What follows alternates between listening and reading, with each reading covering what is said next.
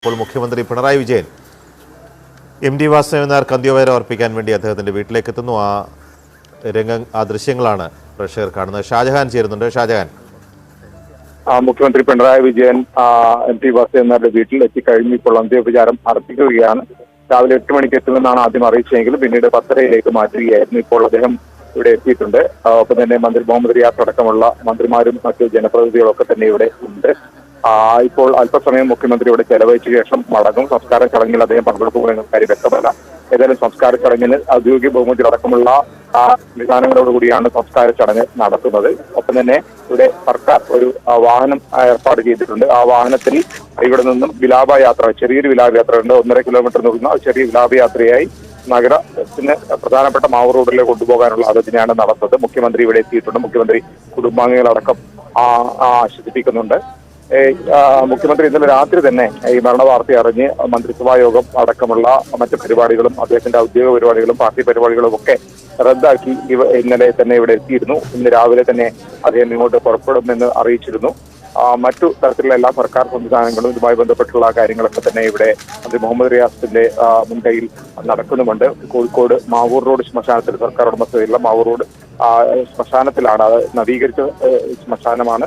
അവിടെ അത് എം.ടിയോട് കൂടിയുള്ള അഭിപ്രായങ്ങൾ തേടിയ ശേഷമാണ് പ്രദീപ് കുമാർ MLA, ഇതിന് തൊട്ട് മുമ്പത്തെ MLA ആയിരുന്ന പ്രദീപ് കുമാർ അതിന്റെ കാര്യങ്ങൾ നിർവഹിച്ചിരുന്നതെന്ന് പ്രദീപ് കുമാർ മുമ്പ് നമ്മളോട് പറയുകയുണ്ടായി. ഒരുപക്ഷെ വളരെ ഒരു വൈരുദ്ധ്യമാകാം എം.ടിയുടെ തന്നെ സംസ്കാരം അവിടെ നവീകരിച്ച ശേഷം ആദ്യമായി നടക്കുന്നതെങ്കിൽ പോലും ഈ കോഴിക്കോട് നഗര രൂപീകരണത്തിലടക്കം നഗരത്തിന്റെ വ്യത്യസ്തമായ കാര്യങ്ങൾ രൂപീകരണങ്ങളടക്കം ഈ ജനപ്രതിനിധികളൊക്കെ അദ്ദേഹത്തോട് സംസാരിക്കാറുമൊക്കെ ഉണ്ടായിരുന്നു. അതാണ് ഇന്നിപ്പോൾ പ്രദീപ് കുമാർ സൂചിപ്പിച്ചത്.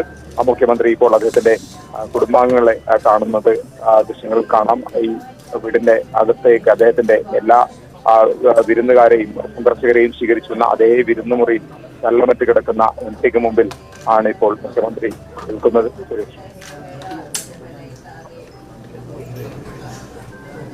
2 ദിവസത്തെ ദുഃഖാചരണം സംസ്ഥാനത്ത് പ്രഖ്യാപിച്ചിരിക്കുകയാണ്. എല്ലാ സർക്കാർ പരിപാടികളും മാറ്റിവെച്ചു. മന്ത്രിസഭാ യോഗവും മാറ്റിവെച്ചു. മലയാളത്തിൻ്റെ എക്കാലത്തെയും വലിയ എഴുത്തുകാരനോടുള്ള ആദര സൂചകമായി മുഖ്യമന്ത്രി പിണറായി വിജയൻ ഇന്നലെ രാത്രി തന്നെ കണ്ണൂരിൽ നിന്ന് അദ്ദേഹം കോഴിക്കോട് എത്തി. ഇന്ന് രാവിലെ 8 മണിയെന്ന് ആദ്യം നിശ്ചയിച്ചു. പിന്നീട് ഇപ്പോൾ 10:30 അദ്ദേഹം എത്തുമെന്നാണ് അറിയിച്ചത്. അല്പം മുമ്പ് മുഖ്യമന്ത്രി കൊട്ടാരം റോഡിലുള്ള അദ്ദേഹത്തിൻ്റെ സിതാര വീട്ടിലെത്തി എം.ടിക്ക് അന്ത്യോപചാരം അർപ്പിക്കുകയാണ്. അദ്ദേഹം കുടുംബാംഗങ്ങളെ ആശ്വസിപ്പിച്ചു. പാർട്ടി സംസ്ഥാന സെക്രട്ടറി M.V. ഗോവിന്ദൻ, മന്ത്രി മുഹമ്മദ് റിയാസ്, മന്ത്രി A.K. ശശീന്ദ്രൻ അടക്കമുള്ളവരും മുഖ്യമന്ത്രി പിണറായി വിജയന് ഒപ്പമുണ്ട്.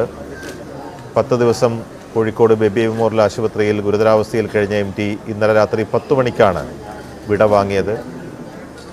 45 വയസ്സുള്ളപ്പോൾ 77 അദ്ദേഹം ഗുരുതരമായ രോഗബാധയെ തുടർന്ന് മരണത്തോട് മല്ലടിച്ചു. പിന്നീട് പല ഘട്ടങ്ങളിലും ഏറ്റവും ഒടുവിൽ കോവിഡ് കാലത്തടക്കം അദ്ദേഹത്തിന് ശാരീരിക വിഷമതകൾ ഉണ്ടായെങ്കിൽ പോലും അസാധാരണമായ കരുത്തോടെ അദ്ദേഹം ജീവിതത്തിലേക്ക് തിരിച്ചു വരുന്നതായിരുന്നു പതിവ്.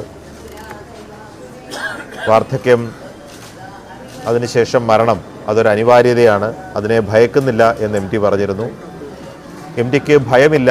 M.ടി അത്തരം കാര്യങ്ങളെ ഒട്ടും കൂസലില്ലാത്ത വ്യക്തിയാണ്. അപാരമായ മനക്കരുത്തുള്ള വ്യക്തിയാണ്. അതുകൊണ്ട് തന്നെ അദ്ദേഹത്തിന് ചില നിശ്ചയദാർഢ്യങ്ങളുണ്ട്, ചില നിഷ്കർഷകളുണ്ട്. പൊതുദർശനം, ആഘോഷപൂർവ്വമുള്ള വിലാപയാത്രകൾ, ഇതൊക്കെ ഒഴിവാക്കണമെന്ന് അദ്ദേഹം ബന്ധുക്കളോടും ഏറ്റവും അടുപ്പമുള്ളവരോടും പറഞ്ഞിരുന്നു. അത് അക്ഷരം പ്രതി അദ്ദേഹത്തിൻ്റെ ആസ്വാദകരും സർക്കാർ അടക്കമുള്ളവർ അംഗീകരിക്കുകയാണ്. അതുകൊണ്ട് വീട്ടിൽ മാത്രമാണ് അദ്ദേഹത്തിന് അന്ത്യോപചാരം അർപ്പിക്കാനുള്ള അവസരം. ഇന്ന് വൈകുന്നേരം 4 മണി വരെ. അതിനുശേഷം മാവൂർ റോഡ് ശ്മശാനത്തിൽ അദ്ദേഹത്തിൻ്റെ സംസ്കാര ചടങ്ങുകളുടെ സമയത്ത് മാത്രമാണ് ഔദ്യോഗിക ബഹുമതികളും അദ്ദേഹത്തിന് നൽകുന്നത്. അതും കുടുംബാംഗങ്ങളുടെ സമ്മതത്തോടെ, അനുവാദത്തോടെ. അങ്ങനെ താൻ ജനിച്ചു വളർന്ന് ജീവിച്ച കഥാപരിസരത്തും തൻ്റെ പ്രിയപ്പെട്ട കൂടല്ലൂരടക്കമുള്ള അദ്ദേഹത്തിൻ്റെ ഭാഷയിൽ പറഞ്ഞാൽ തൻ്റെ വേരിറ്റിയ മണ്ണിലടക്കം അദ്ദേഹം നേരത്തെ നിശ്ചയിച്ച രീതിയിൽ തന്നെ അദ്ദേഹത്തിൻ്റെ സാഹിത്യ ജീവിതം പോലെ അദ്ദേഹത്തിൻ്റെ നീണ്ട കാലത്തെ ജീവിതവും അവസാനിക്കുകയാണ്.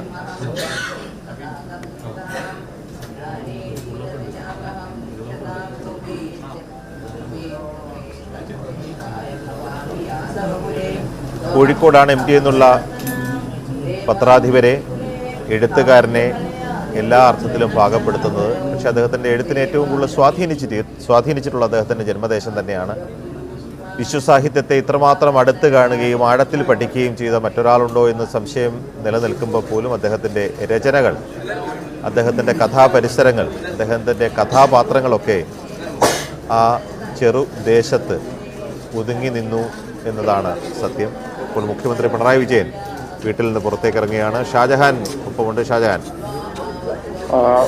കുടുംബാംഗങ്ങളെ ആശ്വസിപ്പിച്ച ശേഷം പുറത്തെ വരാന്തയിലിരുന്ന് മന്ത്രി മുഹമ്മദ് റിയാസ് അടക്കമുള്ള ആളുകളോട് ഈ സംസ്കാര ചടങ്ങുമായി ബന്ധപ്പെട്ട കാര്യങ്ങൾ, ഒരുക്കങ്ങൾ ആണ് അദ്ദേഹം സംസാരിച്ചത്. അതിനുശേഷമാണ് ഇപ്പോൾ അദ്ദേഹം പുറത്തേക്ക് ഇറങ്ങുന്നത്. അദ്ദേഹത്തോടൊപ്പം മന്ത്രി മുഹമ്മദ് റിയാസ് കൂടിയുണ്ട്. അദ്ദേഹം ഇപ്പോൾ പുറത്തേക്ക് ഇറങ്ങുകയാണ്. അല്പസമയത്തിനകം അദ്ദേഹം ഗസ്റ്റ് ഹൗസിലേക്ക് തന്നെ തിരിച്ചു പോകും.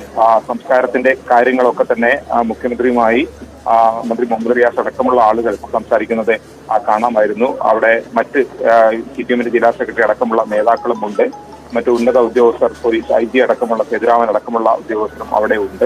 ഇപ്പോൾ യുവനേതാക്കളോടൊപ്പമാണ് മുഖ്യമന്ത്രി പുറത്തേക്ക് ഇറങ്ങി വരുന്നത് കാണുന്നത്. ജനങ്ങളെ അഭിവാദ്യം ചെയ്തുകൊണ്ട് അദ്ദേഹം പുറത്തേക്ക് പോകുന്നു.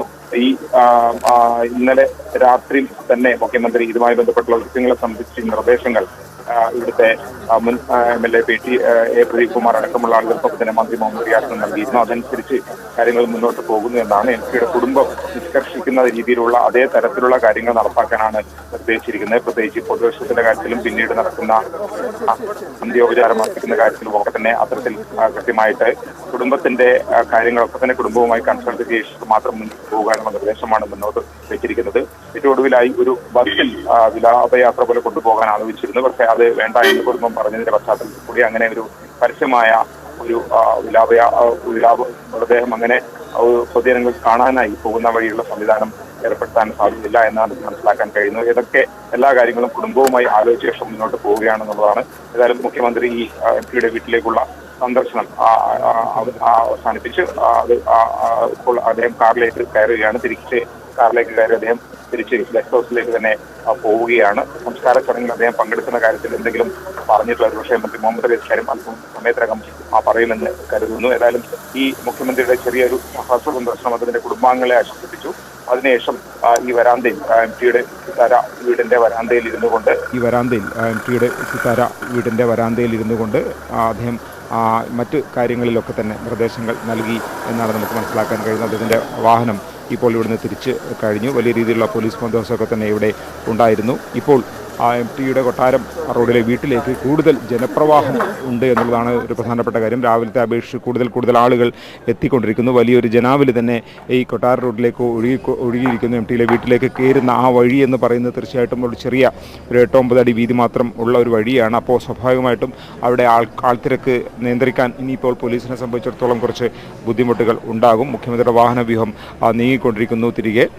ഈ കൊട്ടാര റോട്ടിൽ മറ്റു തരത്തിലുള്ള ഒരു സംവിധാനങ്ങൾ, പ്രത്യേകിച്ച് കുടുംബത്തിൻ്റെ നിഷ്കർഷപ്രകാരം ഇതിന് ഏതെങ്കിലും തരത്തിൽ ഒരു ആഘോഷപ്പൊലിമയോ അല്ലെങ്കിൽ അങ്ങനെ തോന്നുന്ന രീതിയിലൊന്നും ഉണ്ടാകാൻ പാടില്ലെന്നുള്ള കർശനമായ നിർദ്ദേശം ഒരുപക്ഷെ MDക്ക് തന്നെ ഉണ്ടായിരുന്നു. അതിൻ്റെ അടിസ്ഥാനത്തിൽ വളരെ കൃത്യമായിട്ടും ഇത്തരത്തിൽ ഒരു ഔപചാരികതയും ഇല്ലാതെ ആളുകൾക്ക് വന്ന് അന്ത്യോപചാരം അർപ്പിച്ചു പോകാനുള്ള ഈ റീത്തുകൾ പോലും സമർപ്പിക്കപ്പെടുന്നില്ല എന്നുള്ളതാണ് പ്രധാനപ്പെട്ട ഒരു കാര്യം.